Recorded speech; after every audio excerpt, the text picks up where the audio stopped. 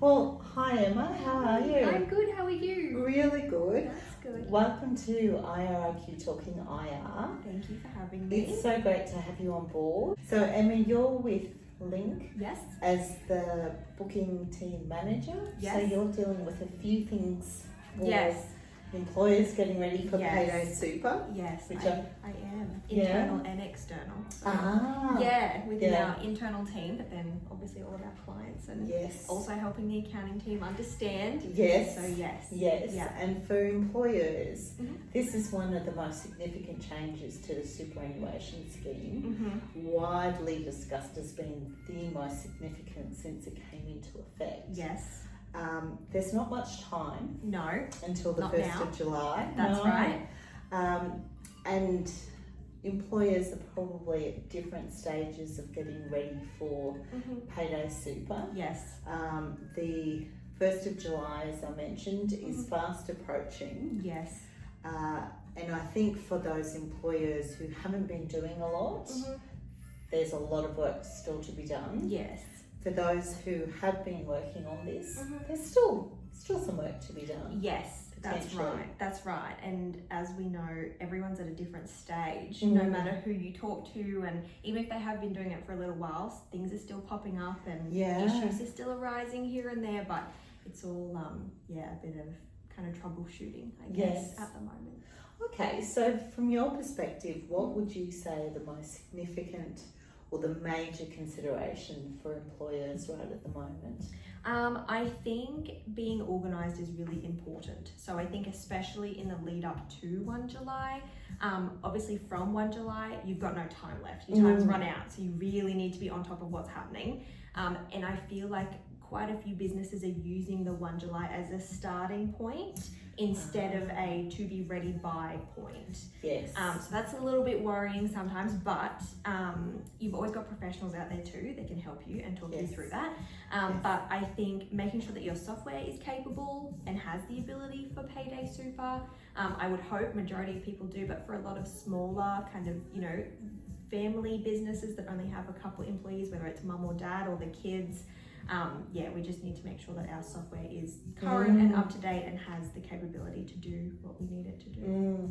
Because there's no settling in period for small businesses. They'll be impacted at the same time. Yes, which is quite new as well, because a lot of other changes that have happened in the past, there's been a little bit of a time exemption for those smaller businesses to catch up, to get those resources and those processes in place. But it's all or nothing now. And I think that's probably a good message for small businesses. Yes. When we saw the casual changes, when we saw right to disconnect, there was a year's almost grace of getting ready to it. So small businesses, 1st of July this year is your date as well. That's right. Yeah. Exactly. So as a business, if you haven't been doing anything yet, what would you say are the key things to look at? I would make sure all your details are correct. So all your employee data is correct. Make sure you've got your default fund set up and ready to go, because I dare say that will be used quite a lot going forward. I think a few businesses probably haven't used their default fund too much because most employees have theirs, but if you need the details for your employee, the ATO is not going to wait. So we need to make sure we've got those details and we're ready to go. I also think ensuring your internal processes, whether you process your kind of payroll internal or external, ensuring that you and your professional that's helping you align on what's happening. I would really hope they've reached out to you by now, and if they haven't, maybe poke them a little bit, because that needs to happen ASAP. I can't believe we're already in May. I know. It's crazy. It always happens like this, especially with things like this. Time just slips away too fast. But I would ensure your software is up to date, all your pay items and settings are correct if you're doing your own payroll. I know all the qualifying earnings stuff that has recently kind of come out from the ATO. That's really important to get behind and know exactly what that is. It's very similar to ordinary times earnings, which is great, but just something to note, which I've been telling our accountants here today actually, I said you all need to understand and to be able to tell your clients that it is a tick box in payroll software, but it doesn't mean that the payroll software calculates it. It just means the ATO is going to be using that figure to calculate the super, but it doesn't mean it's being calculated in the software. So you need to make sure that you know your software, you know how it works, and you know how it's all processed, because things can kind of slip through the cracks quite easily. And could that be a problem with this new 7 business day time frame? Yes, I do think, unfortunately, a lot of times when people are in a panic or kind of in a rush, things do slip by. I know it happens to all of us. It's very easy to do. So I think the 7 day is a little bit, it's a lot of time, but it's not. In terms of processing, especially if you're doing your own payroll for businesses, I am a bit concerned that they're kind of just going to push through whatever they think is right and not really know what's happening. So I really, really kind of encourage everyone to do their research. And if you're using ChatGPT and things like that, make sure they're getting references from the right sources, because we've had many questions where it makes no sense to me where that came from. So just make sure you've got credible references, because that's really important for the correct information. Yes.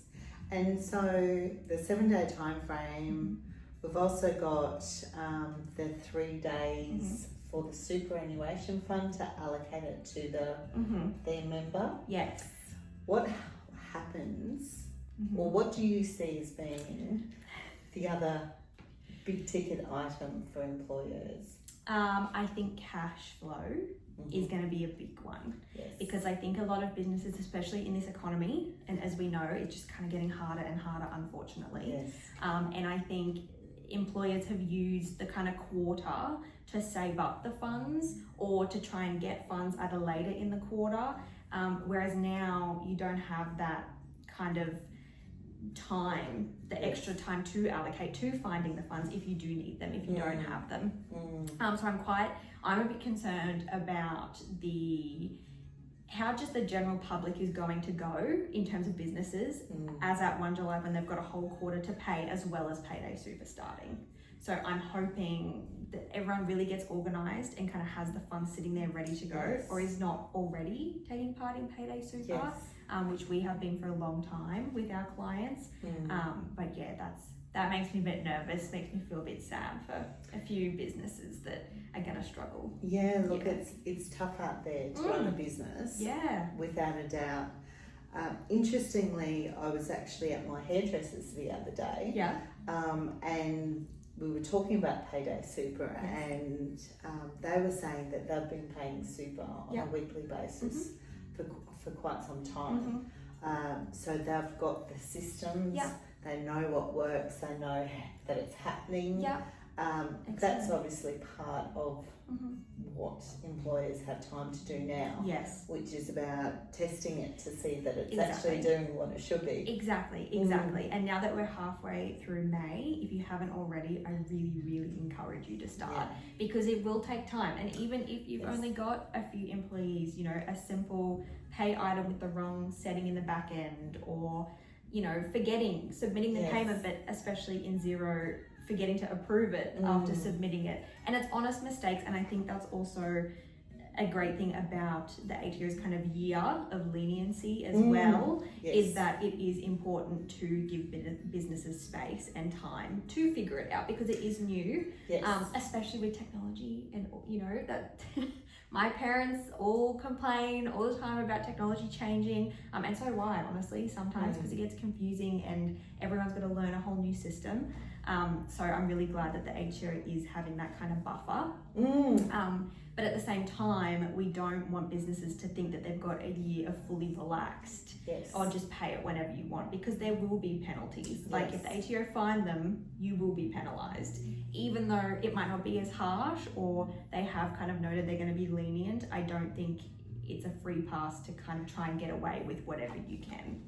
And I think that's a really key point, that even though they've said that it will be a year of leniency and the light touch approach, it doesn't mean that if you are deliberately not complying, if you haven't taken any steps, they might not take some action or seek to educate you and bring you on board, which could be a good thing, but you never want to be exactly named. Exactly.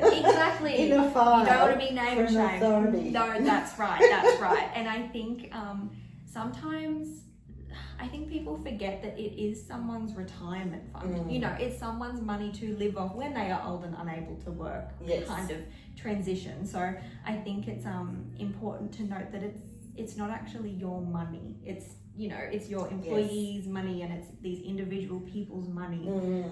So try to think of it as that it's not in your pocket, because it never really is. You know, on paper it's an amount and it sits there, and so unfortunately, Yes, and I think that's a really good point about it. It's not the employer's money, it's the employee's money. Even though they might not see it, they'll know that they'll get contributions every 7 days. So rather than waiting for quarterly payments and then 28 days, they will be able to see more readily and more quickly that compliance is occurring. And that's where the problems for employers who aren't compliant comes up, because it will be identified a lot sooner. It will, and there'll be a lot of disgruntled employees. I think, as we've noticed as a bookkeeping firm, in the last 12 months, we have seen a huge influx in employees asking employers or their bosses, you know, oh, usually you have been paying up fortnightly and we didn't get a payment this fortnight, like what's happened? And even though they're technically not entitled to that early payment, because they're used to it, they're like, what happened? And, you know, the person might have been away, something might have happened with the processing, something internal might have gone wrong. And we were actually saying today at lunch, so many employees have the app on their phone, their Superfund app, which will send them a notification when they receive money into their Superfund. So there's just all these amazing things around now to assist with these things, but also it's going to come down hard on those businesses that are not compliant and not paying. And then come 1st July 2027, that's where there'll be no light touch, there'll be no leniency. And we know the ATO loves money. So that's right. We got to be prepared, we got to be ready. But you raised a good point with employees being aware and employees having an expectation. One of the things that we've been recommending, and I'm sure you have been too, is that communication point with employees. They'll be wondering what this is going to mean from the 1st of July. So there's benefit in talking to them about it. Yeah, absolutely. I think there's so many benefits in employees and employers being fully across exactly what it means, because then that leaves kind of no gaps for you know, tension in that relationship. And, you know, sometimes there is already a bit of a, you know, a hierarchy of your boss and you're the employee, and you might not want to ask, but speak up. Like, if you have questions, ask. And if your employer can't answer them, do some research on the ATO portal. There's heaps and heaps of resources out there, as well as businesses. If you are unsure, just have a Google, see how you go, reach out to your accountant or your bookkeeper.